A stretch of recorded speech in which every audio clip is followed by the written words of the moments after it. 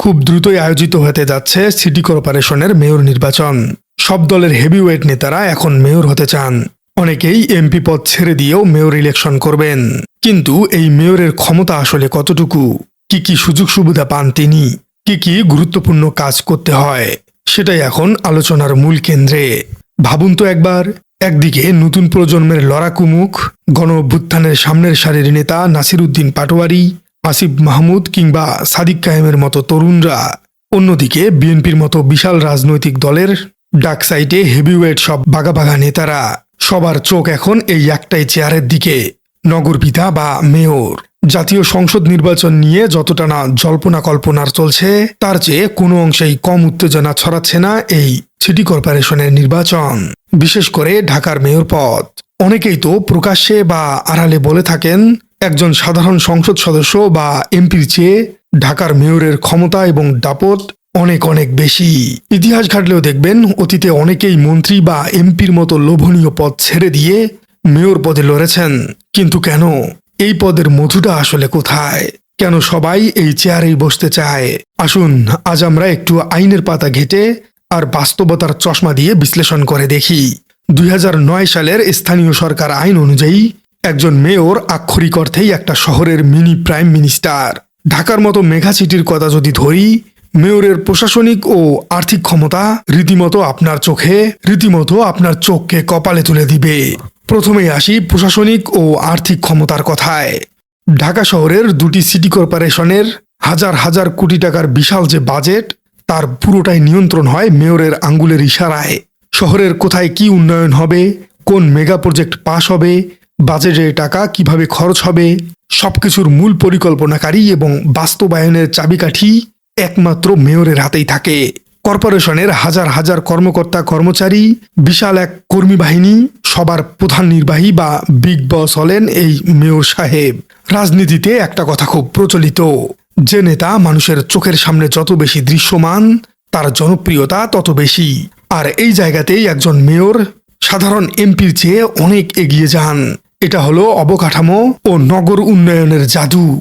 একজন এমপি হয়তো সংসদে গিয়ে আইন বানান, কিন্তু সাধারণ মানুষের ঘরের সামনের রাস্তাটা যখন ঝকঝকে হয়, রাতের বেলায় যখন নিয়ন আলোয় পুরো ঢাকা শহর আলোকিত হয়ে ওঠে, তখন মানুষ কিন্তু এমপির কথা ভাবেন না। তারা বলে, কাজটা তো মেয়র করেছেন। রাস্তাঘাট নির্মাণ, ফুটপাত দখলমুক্ত রাখা, ফ্লাইওভারের নিচে সৌন্দর্য বর্ধন, ব্রিজ, কালভার্ট, এগুলো সবই মেয়রের জাদুদণ্ডের আওতায়। বিশেষ করে ঢাকার সবচেয়ে বড় অভিশাপ হলো জলাবদ্ধতা। বর্ষাকালে ঢাকায় যখন ভেনিস শহর হয়ে যায়, তখন ড্রেনেজ সিস্টেম ঠিক করে যিনি মানুষকে স্বস্তি দিতে পারেন, তিনি হয়ে ওঠেন নগরের আসল হিরো। আর এই যে শোম্যানশিপ বা সরাসরি অ্যাকশনে যাওয়ার ক্ষমতা, এটাই নেতাদের মেয়র পদের দিকে চুম্বুকের মতো টানছে। শুধু কি রাস্তাঘাট, আপনার দৈনন্দিন জীবনের সাথে মেয়র এমনভাবে জড়িত আছেন যা আপনি হয়তো খেয়ালই করেননি। জনস্বাস্থ্য ও পরিচ্ছন্নতার কথাই ধরুন। এই যে ডেঙ্গু নিয়ে আমাদের এত আতঙ্ক, মশক নিধনের পুরো দায়িত্বই কিন্তু সিটি কর্পোরেশনের উপর। কোটি কোটি টাকার ওষুধ কেনা, স্প্রে করা, পরিচ্ছন্নতা কর্মীদের দিয়ে শহরের প্রতিদিনের হাজার হাজার টন বর্জ্য বা ময়লা আবর্জনা সাফ করে শহরকে বসবাসযোগ্য রাখা, এগুলো মেয়রের রুটিন ওয়ার্ক। একজন সফল মেয়র চাইলেই উন্নত বর্জ্য ব্যবস্থার মাধ্যমে একটা শহরকে সিঙ্গাপুর বা ইউরোপের মতো তকতকে বানিয়ে ফেলতে পারবেন। এই যে মানুষের জীবনমানের সরাসরি উন্নয়ন করার ক্ষমতা, এটাই একজন রাজনীতিবিদের জন্য সবচেয়ে বড় অর্জন। এর বাইরে রয়েছে নাগরিক ও আইনি সেবা। একজন নাগরিকের জন্ম থেকে মৃত্যু পর্যন্ত প্রতিটি ধাপে সিটি কর্পোরেশনের সিলমোহর লাগে। আপনার সন্তানের জন্ম নিবন্ধন অর্থাৎ বার্থ সার্টিফিকেট থেকে শুরু করে জীবনের শেষ যাত্রায় গোরস্থান বা শ্মশানের রক্ষণাবেক্ষণ, সবই মেয়রের দপ্তরের কাজ। কেউ যদি ঢাকায় একটু ব্যবসা করতে চান, তবে তাকে ট্রেড লাইসেন্সের জন্য এই সিটি কর্পোরেশনের দরজাতেই কড়া নাড়তে হবে। অর্থাৎ নগরের অর্থনীতি সচল রাখা এবং ব্যবসায়ীদের সুযোগ সুবিধা নিশ্চিত করার মূল চাবিকাঠিটাও মেয়রের হাতেই। প্রিয় দর্শক, আমরা দেখলাম কিভাবে একজন মেয়র শহরের বাজেট, স্বাস্থ্য, পরিচ্ছন্নতা আর অবকাঠামো নিয়ন্ত্রণের মাধ্যমে বিশাল ক্ষমতার অধিকারী হন। কিন্তু মেয়রের জাদুর বাক্স এখানেই শেষ নয়, বরং মেয়রের আসল কারিশমা দেখানোর জায়গাগুলো তো এখনো বাকি। চলুন দেখে নেওয়া যাক। একটু চোখ বন্ধ করে ভাবুন তো, ইট, পাথর আর কংক্রিটের এই বিশাল মেগাসিটিতে আমরা একটু স্বস্তির নিঃশ্বাস ফেলার জায়গা কোথায় পাই? এই যে পার্ক, শিশুদের খেলার মাঠ, একটু সবুজের ছোঁয়া, এগুলো কিন্তু আসমান থেকে পড়ে না। বিনোদন ও পরিবেশ রক্ষার এই বিশাল সংবেদনশীল দায়িত্বটাও এই নগরপিতার কাঁধেই পড়ে। ঢাকা শহরের মতো জায়গায় একটুখানি খোলা জায়গা বা খেলার মাঠ মানেই তরুণ প্রজন্মের কাছে সোনার হরিণ। একজন মেয়র যখন নতুন পার্ক বানান, রাস্তার দুই ধারে বা ফ্লাইওভারের নিচে গাছ লাগিয়ে পুরো শহরকে সবুজে মুড়িয়ে দেন, কিংবা দৃষ্টিনন্দন কোনো লেক প্রজেক্ট তৈরি করেন, তখন তিনি শুধু শহরের সৌন্দর্যই বাড়ান না, তিনি সরাসরি লাখো মানুষের মনে জায়গা করে নেন। এই প্রজন্মের কাছে যারা যানজট বা ধুলোবালিতে হাঁপিয়ে ওঠে, তাদের কাছে একজন পরিবেশ বান্ধব মেয়রের আবেদন যে কোনো মন্ত্রীর চেয়ে অনেক বেশি। এরপর আসি সেই জায়গাটায় যেখানে মেয়রের আসল দাপট বা সোজা বাংলায় পাওয়ারটা দেখা যায়। ঢাকা শহরের সবচেয়ে বড় সমস্যাগুলো আসলে কি? রাস্তা আর ফুটপাত দখল। এই অবৈধ দখল উচ্ছেদ করা কিন্তু কোনো দুর্বল চিত্তের মানুষের কাজ নয়। এর জন্য লাগে বুকের পাটা, লাগে অসীম রাজনৈতিক ও প্রশাসনিক ক্ষমতা। কারণ এই দখলদারের পেছনে থাকে বড় বড় সিন্ডিকেট। যখন একজন মেয়র বুলডোজার দিয়ে শহরের অবৈধ দখলদারের উচ্ছেদ করে, সাধারণ পথচারীদের হাঁটার জায়গা করে দেয়, প্রভাবশালীদের রক্তচক্ষু উপেক্ষা করে রাস্তা চওড়া করেন, তখন তিনি সাধারণ মানুষের চোখে আক্ষরিক অর্থেই একজন অ্যাকশন হিরোতে পরিণত হন। মানুষ তখন তার উপরে ভরসা পায়। এছাড়া সমাজ কল্যাণের অংশ হিসেবে পাড়ায় পাড়ায় আধুনিক পাঠাগার, কমিউনিটি সেন্টার বা মিলনায়তন তৈরি করে তিনি সামাজিক বন্ধনকেও মজবুত করেন। আর বিপদের দিনের কথা একটু ভাবুন। ঢাকা শহরে হঠাৎ বন্যা, অগ্নিকাণ্ড কিংবা ভূমিকম্পের মতো বড় বড় কোনো প্রাকৃতিক বা মানবসৃষ্ট দুর্যোগের সময় নাগরিকদের জন্য জরুরি ত্রাণ, অস্থায়ী আশ্রয়কেন্দ্র বা ইমার্জেন্সি রেসপন্স, এই পুরো দুর্যোগ ব্যবস্থাপনার কমান্ডারের দায়িত্বও পালন করেন একজন মেয়র। বিপদের সময় তিনি ত্রাতা হয়ে পাশে দাঁড়ান।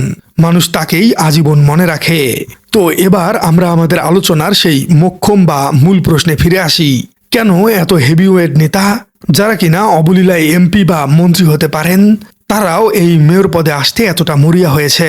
কেন নাসিরউদ্দিন পাটোয়ারি, আসিফ মাহমুদ বা সাদিক কায়েমের মতো গণঅভ্যুত্থানের লড়াকু তরুণ আর এর সাথে সাথে বিএনপির বাঘা বাঘা নেতারাও ঢাকার মেয়র হওয়ার স্বপ্ন দেখছেন? কারণটা খুবই পরিষ্কার, এবং একটু গভীরে গেলেই আপনি বুঝতেও পারবেন। একজন সংসদ সদস্য বা এমপি মূলত জাতীয় সংসদে আইন প্রণয়ন করেন। তার কাজের আওতা বা প্রভাব একটা নির্দিষ্ট নির্বাচনী এলাকার, যেমন একটি বা দুটি থানার মধ্যে সীমাবদ্ধ থাকে। কিন্তু ঢাকা শহরের একজন মেয়রের কাজের পরিধি অনেক ব্যাপক। তার পরিধি পুরো মেট্রোপলিটন এলাকা। প্রায় 2 কোটির বেশি মানুষের এই মেগাসিটিতে মেয়রের হাতে থাকে হাজার হাজার কোটি টাকার বিশাল বাজেট। এই লাখ লাখ মানুষের প্রাত্যহিক জীবনযাত্রায় প্রভাব ফেলতে পারেন। সকালে ঘুম থেকে উঠে আপনার বাসার সামনের রাস্তাটি পরিষ্কার আছে কিনা, মশার উপদ্রব কমলো কিনা, জন্ম সনদ থেকে শুরু করে ট্রেড লাইসেন্স, সবকিছুতেই মেয়রের দপ্তরের হাতের ছাপ। কিন্তু তিনি শুধু একজন জনপ্রতিনিধি নন, তিনি ওই শহরের অঘোষিত রাজা, অর্থাৎ নগর পিতা। ঢাকার মেয়রের চেয়ারটি এতটাই প্রভাবশালী যে অনেকেই একে শহরের ভেতরে আর একটা ছোট সরকার বলে মনে করেন। তাছাড়া রাজনৈতিকভাবে মেয়রের পদটি বিশাল এবং শক্তিশালী প্ল্যাটফর্ম। একজন সফল মেয়র খুব সহজেই তার কাজের মাধ্যমে জাতীয় পর্যায়ের নেতায় পরিণত হতে পারেন। প্রতিদিন লাখো লাখো মানুষের সাথে তার সরাসরি যে কানেকশন তৈরি হয়, গণমাধ্যমে তিনি যেভাবে সবসময় ফোকাসে থাকেন, তা অন্য কোনো পদ থেকে এত সহজে করা সম্ভব নয়। এজন্যই রাজনৈতিক দলগুলো তাদের সবচেয়ে জনপ্রিয়, প্রভাবশালী এবং গ্রহণযোগ্য ক্যারিসমাটিক নেতাকেই এই পদে বসাতে চায়। দলগুলো জানে ঢাকার রাজপথ যার দখলে, দেশের রাজনীতির একটা বড় অংশ তার দখলেই থাকে। আর ঠিক এই কারণেই আসন্ন সিটি কর্পোরেশন নির্বাচন নিয়ে এত বেশি উত্তেজনা, এত জল্পনা কল্পনা আর হিসাব নিকাশ। তরুণ নেতারা চাইছেন নতুন দিনের রাজনীতি দিয়ে ঢাকাকে সাজাতে, আর পুরনো রাজনৈতিক দলগুলো চাইছে তাদের হেভিওয়েট দিয়ে নগরের নিয়ন্ত্রণ নিতে। তো দর্শক, এটাই ছিল একজন মেয়রের আইনি ক্ষমতা, দায়িত্ব আর এই চেয়ারটির পেছনের রাজনৈতিক চুম্বুকের আসল গল্প। সব মিলিয়ে একটা বিষয় পরিষ্কার, মেয়রের চেয়ারটা শুধুই একটা পদ নয়, এটি একটি মানুষের ভাগ্য বদলানোর বিশাল হাতিয়ার। প্রিয় দর্শক, আপনার কি মনে হয় এই বিশাল দায়িত্ব পালনের জন্য আসলে কেমন নেতা দরকার? তরুণ প্রজন্মের কোনো উদ্যমী মুখ, নাকি অভিজ্ঞ কোনো ডকসাইডের রাজনীতিবিদ? কে পারবেন আমাদের এই ঢাকা শহরকে সত্যিকারের একটি আধুনিক ও বাসযোগ্য নগরী হিসেবে গড়ে তুলতে? আপনাদের মূল্যবান মতামত জানিয়ে দিন আমাদের কমেন্ট বক্সে। আর আপনার রাজনীতি চ্যানেলটিতে নতুন হয়ে থাকলে চ্যানেলটি সাবস্ক্রাইব করার অনুরোধ থাকলো। দেখা হচ্ছে পরবর্তী কোনো ভিডিওতে।